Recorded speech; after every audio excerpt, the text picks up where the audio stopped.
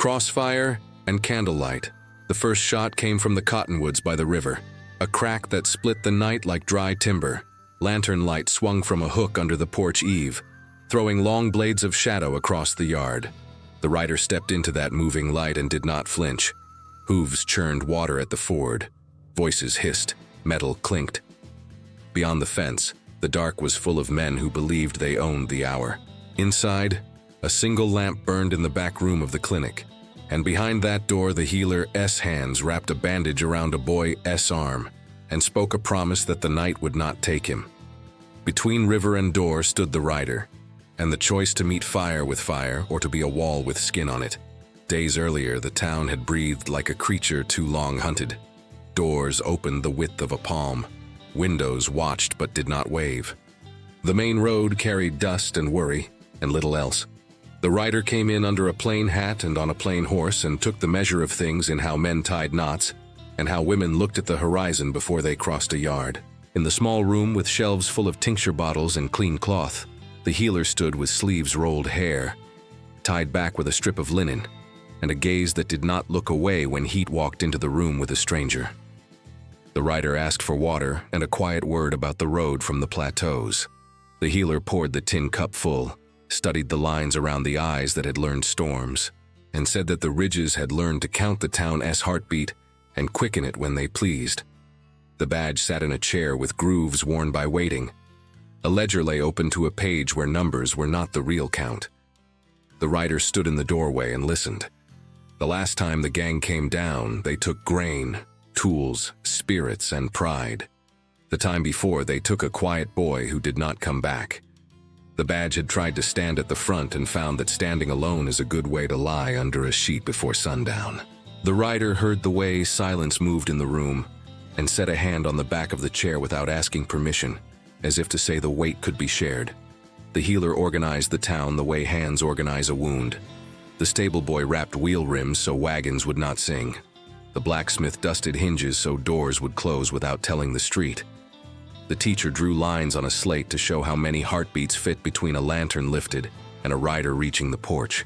The old tracker walked the ditch and came back with pockets of smooth stones and a grin that looked like trouble for anyone who thought flat land meant easy land.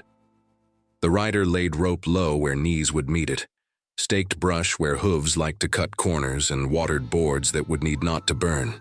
The healer and the rider spoke in the low language of people who had thrown their names into a river long ago. They did not trade pasts like trinkets. They traded small truths that fit in the space between tasks. The healer had learned how to stand still while storms moved around a bed and decide where to put the next breath. The rider had learned how to move when stillness was a trap and how to pick out the thread in a knot that would let the whole thing loosen. They did not say what they would do if the river rose or if the ridgemen came with torches. They said what they would do next and next and next. And in that chain of nexts, a quiet line grew between them, like a cord knotted under a table where only bare knees could feel it. The first kiss was not in a doorway or under a tree. It was in the clinic by a shelf of jars when a candle guttered, and the rider reached to cup the flame, and the healer steadied the wrist with a thumb. Light rose again. Air held. Mouth found mouth for the length of a breath and then let it go, like a promise you keep by not speaking. The healer drew back and smiled a line that said, "Not now, but yes." The rider nodded, took up a coil of rope, and went out into the thin moonlight, where work waited and the yard smelled like wet earth from a pan the healer had poured along the boards. The gang tested the town before the full push. A pair of riders brushed the mill and lifted a crate. The riders saw the dust their horses threw and knew the creek cut they would aim for. A quick line thrown across a narrow path, a lean into the saddle horn, a yank that brought a man down into sage and taught a lesson about where pride meets gravel. The second one drew iron and found his handful of thistle burrs the tracker had sewn into a sleeve seam and left where a glove would hunt. He cursed, fired wild, and rode back up the cut, bleeding from 100 points nobody could stitch. The rider did not chase. The healer looked at the rider later and said that sometimes mercy is letting a man ride with what he chose. At dusk, the bell rope was tied so the clapper would not cry. Children slept at a neighbor's, gathered like pups in a corner nest with a quilt over them. The healer set a lantern low and wound a bandage for the boy with the splinted arm. The rider checked the fence line again and felt the ridge wind pick up and bring the smell of horse and sweat and a kind of metal that has nothing to do with iron. The healer came to the porch and handed a cup of water and said that sometimes the only medicine that matters is showing up where pain is and staying there until it gets tired. The rider drank, handed back the cup, and lifted a hand to the jaw of the person whose eyes had become a quiet place to stand. Night opened like a seam, and out of it came the first wave. Hooves at the ford, whispers in the reeds, a shadow by the cottonwoods. The rider stepped out of the lantern glow and into the shape of the yard. The first shot snapped the air. Another followed from farther left. The fence took a round, the porch rail spit a splinter. The rider heard breathing that did not belong to anyone kind, and moved without thinking. Pulling the line tight across a path a man in a long coat chose with confidence. That man met the lesson the ground had been waiting to teach him, and learned to fly for half a heartbeat before learning something else. The river pulled at legs. The cottonwoods cast long fingers across the ford. Figures waited, one with a bundle held high. The rider slid along the fence and took the bundle when it was near, and found sacks of oil rags and a length of fuse that chewed as it burned. A boot crushed it. A hand shoved the sack back into the water, where oil turned a pale sheet on the surface and slid away without catching the light again. A figure lunged from the reeds with a short iron in his fist, and the rider caught his wrist and turned it the wrong way, and let him decide how much of the night he wanted to bite down on. Inside the clinic, the healer moved through a room that had learned to be steady, a kettle off the heat, a basin on the floor to catch any ember that found the crack under the door, a pan of wet sand beside the sill. The boy slept. A woman with tired eyes smoothed his hair and watched the healer's face the way people watch a clock when they fear time is about to do something mean. The healer nodded once. The woman nodded back and sat still, as if stillness could be a wall. Outside, the yard became a knot. The badge came up the lane with 3 figures carrying poles and sacks. The wagons rolled in from the back fields, wheels wrapped, sides stacked with wet burlap. The old tracker drifted out of a shadow and pointed with his chin.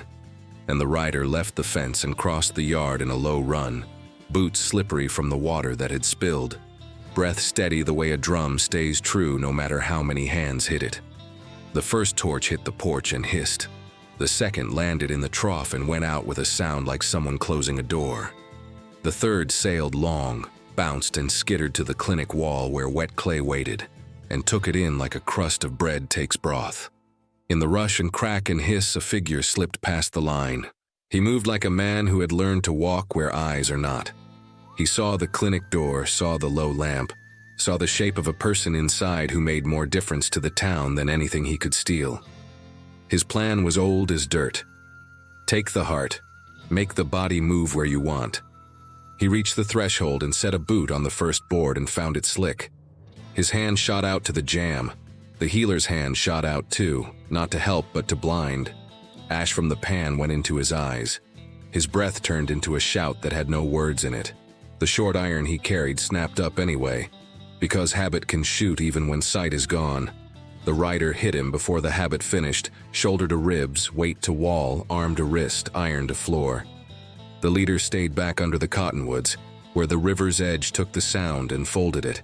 He watched with a calm face and a coat that belonged to another life. He lifted a hand and made a small sign, and the pack shifted. 2 figures swung wide to the left where the fence dropped to brush. They wanted the rear door of the clinic. The rider felt the shape of that plan like a change in wind and cut across the yard, feet finding the exact dirt they had stepped on in the afternoon, because bodies remember routes when minds are too full. The rider reached the back corner as the first figure came around it, and met a length of rope drawn tight between posts at knee height. There is a way to fall that saves a shoulder, and a way that does not. He chose the second. The second figure planted and drew and found the healer there, not with iron but with a shovel swung from a hip that had learned to lift grain and water in pain. It caught an ankle. The second figure danced on air and sat down hard on his own breath. He found a piece of sky to stare at that taught him nothing and everything. Then the night broke in a different direction. From the far dark, a shot cracked at a strange angle and took the lantern from the hook, throwing the yard into a thicker shadow. Another shot bit the post where the healer's shoulder had been a blink before. The rider heard the tone of powder from a long gun and knew it came from beyond the ford, on the little shelf above the river where the land forgot to be flat. The leader had brought a watcher. That watcher meant to reach through the window and take the light in the clinic one cold inch at a time. The rider slid along the wall, counted heartbeats, and slipped to the corner where water ran in a shallow rut from the last storm. There, a length of driftwood had been wedged for later. The rider lifted it, balanced it, and eased into the river mouth. The current tugged. Stones shifted under boots. Across the water above the ford, a spark moved where the watcher dipped fresh powder. The rider came up slow, placed the driftwood, and shoved. The first shove did little. The second turned the wood. The third sent it onto the shelf like a dark fish that did not belong. It did what wood does when it meets ankles in the dark. A curse, a lurch, a slide. The long gun spoke wild and hit nobody. The watcher hit the shelf edge and rode down it on his hip, learned the lesson the cottonwoods had taught before, and came up spitting river and anger into a space that had no time for either. The gang pulled back, not in flight but like an animal that means to circle and test a gate it did not notice at first. The badge made a low call, and the wagons shifted into a crescent that left the clinic as the hollow of a shield. Hands moved without asking who owned what. Buckets passed, tools traded places.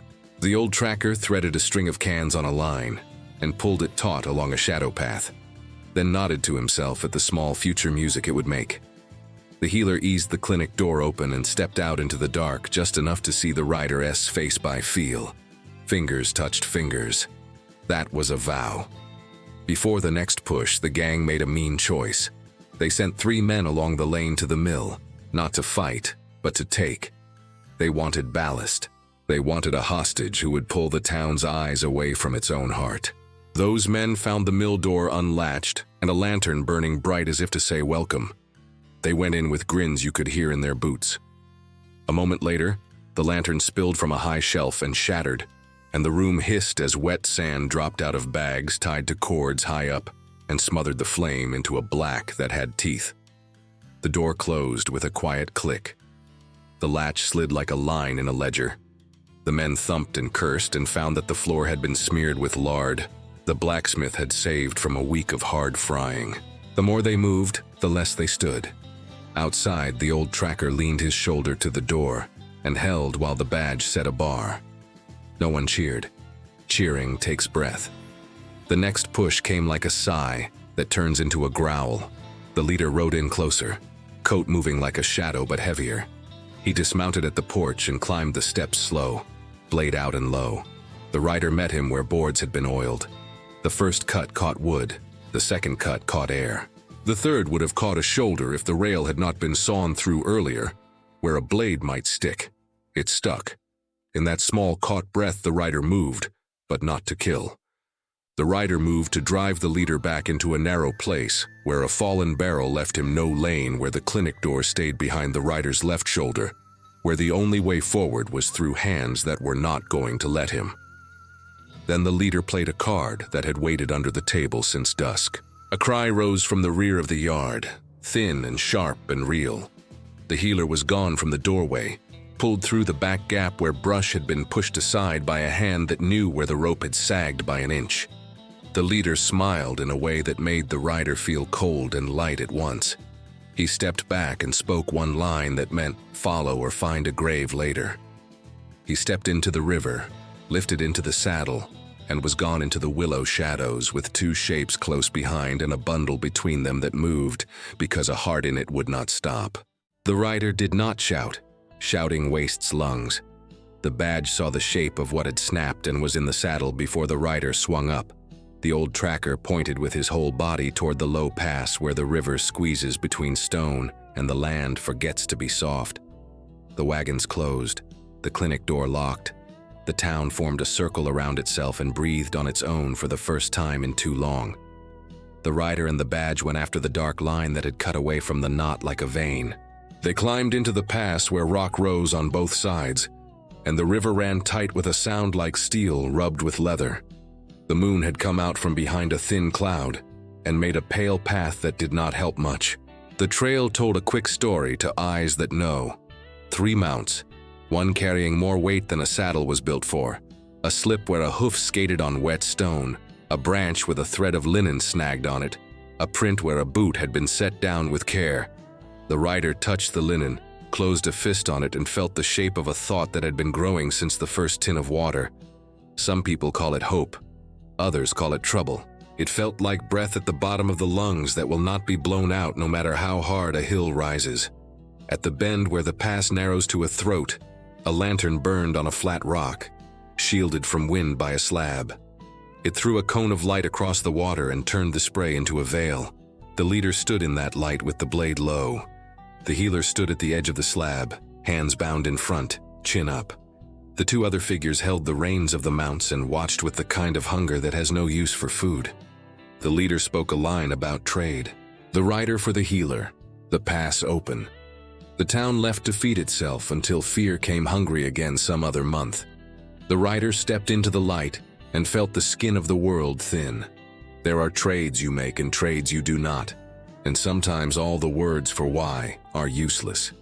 The badge drifted to the left in the dark, which is what friends do when they know they cannot carry a choice, but can carry a second thing that might matter after. The river pushed against stone. The lantern hissed a little when a drop found the hot rim. The healer looked at the rider and moved a knuckle just enough to show the line of the rope where it had been tied, the way it had been tied, and the slack hidden under a twist. One flick at the right breath would be enough. The rider saw it. The leader did not. The badge saw both of them see it and put a finger to the trigger but did not pull, because some shots break more than they fix. The leader said the line again, this time with the voice of a man who has always been told yes. The rider nodded and set the iron on the rock and lifted empty hands. The healer closed eyes for the length of one heart stroke, opened them, and let the bound fingers glide against the rope and find the twist. The rider stepped close enough to smell oil and cold stone, and the faint sweetness the healer always carried from chamomile and clean linen. The leader watched the iron on the rock and missed the way a thumb now sat under one loop instead of over it. The river chose the moment. A gust came down the pass like a messenger from a place that wants to see whether people mean what they say.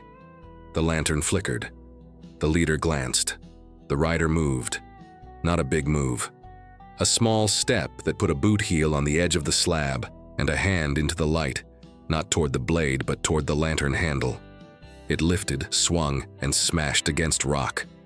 Dark fell like a curtain. In that dark, the healer pulled the twist and the rope opened like a mouth inhaling. The badge fired once, not at a body but at a shadow shape on the far wall that threw sparks when the round hit, showering the slab with star shards. Those shards lit a blink of motion where the 2 figures with the reins lunged and tangled their own lines. The leader slashed at the space where he had last seen the rider's chest. The blade met sleeve and cloth and nothing that would quiet a heart. The rider drove a shoulder into a hip and sent both bodies into the low spray at the slab edge. Cold smacked. Hands and found rock and found the place on a wrist where bone sits proud. Pressure there.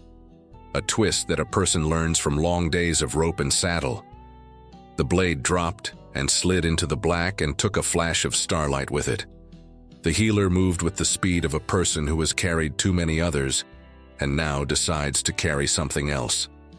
Fingers found the leader's free hand and bent it in a way that fingers hate. And the leader learned in that second that the healer was not a flower and never had been. The 2 figures at the reins found their feet too late. One slipped and went to a knee in a stream of rill, hands scrambling, teeth biting a curse in half. The other jerked the lines and pulled the mounts off balance so the animals stepped backward into a tangle of roots that held like teeth. The badge stepped into the light of falling sparks and drew a bead on the place between shoulder and neck that stops a man without ending him. The round hit. The man folded as if someone had cut a rope in his middle. The other threw up hands and let the reins go and held those hands high because sometimes the smartest thing a body can do is surrender to a fact. The leader heaved up out of the water and reached for the rider's throat. The rider did not let the hand close. A palm went to a jaw. The head turned. The world tilted for that man the way it tilts for anyone who believes itself permanent. The rider's fist found the hollow just below the ribs and pressed hard in, not punching so much as asking a body whether it really wants to keep this breath. The answer was no. The leader sagged and dropped to his knees. The river put spray on his face like the sky had decided he needed washing before a new kind of day. The healer stood at the slab's edge and watched the eyes in the lanternless dark. Those eyes were not cold now. They were empty. They tied the leader with the rope that had almost held the healer, and used the twist that had set her free to make a knot the river could not argue with. They walked the three men back down the pass while the mounts followed like old sinners. The badge did not speak. The rider did not speak. The healer did, but only once. A single word that meant enough and could mean mercy if carried right. The men heard it and did not know where to put it, which is a good beginning for a change. Dawn had not yet cut the sky when they came back into the valley. The town had not slept. The clinic lamp burned steady. The boy breathed slow. The woman by the bed had a new line on her face that said the kind of prayer that does not ask. The wagon stood in the crescent still. Brakes set, canvas wet to the touch. The badge put the three in the mill and barred the door, and set a chair outside it that no one sat in, because nobody there wanted to look like a jailer. The old tracker took the leader's blade and threw it into the deepest part of the ford, and said to the river to keep it where men would not find it easy. The river said yes in the only language it has. The healer washed the rider's sleeve where the blade had kissed cloth and skin. The cut was shallow, but the hands that cleaned it moved like the wound was a note in a book that would be read again. The rider watched the healer's face the way a person watches weather, storm and clearing, shade and sun. The healer looked up and half smiled and said that the candle in the clinic could burn low tonight, and nobody would mistake its light for a signal. The rider set a palm on the table to steady a heart that had not asked for permission to beat too fast. When the sun finally lifted its rim, it found the town on its feet. It found a line of people carrying water to wash the dust from the yard. It found boards being lifted back into place, and a new beam set under the porch corner, and a gate hung a notch higher than yesterday. It found coffee being poured and bread being sliced, and a bowl of honey on the table the healer had set for hands that had carried too much and would carry more. It found the badge walking without the bend that had lived in those shoulders. It found the old tracker asleep on a bench with a hat over the face like a treaty. By noon, the pass had carried a message back from the plateaus. "No more rides," said a paper in a rough hand. Not for now. It had the tone of a man who had touched a stove and learned heat. It did not apologize. The badge tacked it to the post where notices lived and then left it there for the wind to read. No one cheered. Cheering is not the same as breathing, and breathing was the new work. In the hush after the noise, the healer and the rider walked the fence line. The cord that had been knotted under the table still tied two knees, but now it ran up through lungs and lived in bone. They did not speak in the language of forever, because people who know storms do not promise skies they cannot control. They spoke of what could be held. A garden along the clinic wall where herbs would grow in neat rows, and where a hand could brush leaves and carry clean smell into a room where pain came to be measured. A porch where a chair would sit that did not need to be leaned back against a wall to feel safe. A door that could be left open for the width of a broom. A lantern that could burn on a hook and mean nothing more than a home where light lives at night. The rider did not ask to be forgiven for all the miles already ridden. The healer did not ask for an oath that would make the world lie. They set the shape of a vow with work. The rider would mend fences and teach the stable boy the trick of rope that trips a leg without breaking it. The healer would teach the rider how to tie a bandage so it holds but does not punish. At dusk, when the bell rope hung loose and the sky turned the color of copper coins, they would sit with 2 cups on the table and let silence do the speaking for a while. If the river rose, they would listen. If dust blew, they would wet the boards. If fear came with a mask, they would see the seam and pull it loose. Night came soft that time. No shots, no hooves, just crickets and the river, and the faint creak of wood that has learned to sing without complaint. The healer set a storm lantern in the window and turned the flame low. The rider stood at the porch steps, hands in pockets, head bowed like a man at a threshold. The healer pulled the door open wider, just enough to say what needed saying without a word. The rider stepped in, the door closed. The wind moved along the fence and did not find an easy place to lean. Morning would bring more work, because that is how mornings behave in places that choose to survive. The pass would need watching for a while yet. The creek beds would need shaping so flood would not cut the road when the first hard rain found it. The mill floor would need scrubbing when the men had been taken out and judged and sent away to a place where they could learn to be smaller or truer. The clinic would be full of small hurts that grow in the quiet after fear, but under all that lay a new habit. 2 hands would find each other in the space between tasks. 2 hearts would keep time not with gunfire, but with the sound of a kettle, and the hush of a page turned in a ledger that now counted different things. If anyone asked later how romance found room in a valley that had been a mouth for trouble, the answer would not be fine words. It would be this. Love showed up with a bandage in one hand and a rope in the other, and learned to tie knots that hold and knots that let go. It carried water when fire walked. It set light in a window and did not fear who saw it. It stepped into Crossfire and became a line no bullet could cross. It kissed once in the glow of a candle, and again in the smoke of a fight, and then many times when the only witnesses were chairs, a table, and the smell of clean linen. The rider still rode out at dawn sometimes to the ridge above the river to see whether the world was keeping its promises. The healer still rose before the bell rope could be pulled and set the room in order for whatever the day would bring. But when the rider turned the horse back and came down through the cottonwoods, the clinic door would open. When the healer wiped hands dry and stepped onto the porch, the lantern by the eave would swing a little, catching sun, showing dust like gold in the air. They would stand in that light for a breath, and then get on with work, which is how a life is made when the horizon is wide, and the ground has learned the shape of 2 sets of feet, moving in the same direction. In time, the town forgot the sound of the first shot, and remembered the shape of that lantern in the window. In time, the river washed clean the slab where a blade had fallen, and children leaped it for sport, and did not know a story lived in stone under their boots. In time, the badge hung the chair on its back legs less and walked the road more. In time, the old tracker stopped dreaming about cans on lines, and instead taught a boy to read scat and wind so he could bring cattle down from the far range without losing one. In time, the mill smelled like flour again, and not like lard and sand. And on some nights, when wind came down soft and the cottonwoods whispered to the ford, 2 figures would sit on the porch and speak low about nothing. The rider would rest boots on the rail that had once caught steel, and the healer would hold a cup and let steam kiss the face. They would watch a storm build over the far bluffs and send a line of lightning into a place no one had named yet. They would not be afraid. Crossfire had come and gone. Candlelight had stayed. And between those 2 truths, the heart of a life had been built. Plank by plank, promise by promise, kiss by kiss. Under a sky so big that only 2 souls braided together could bear its weight.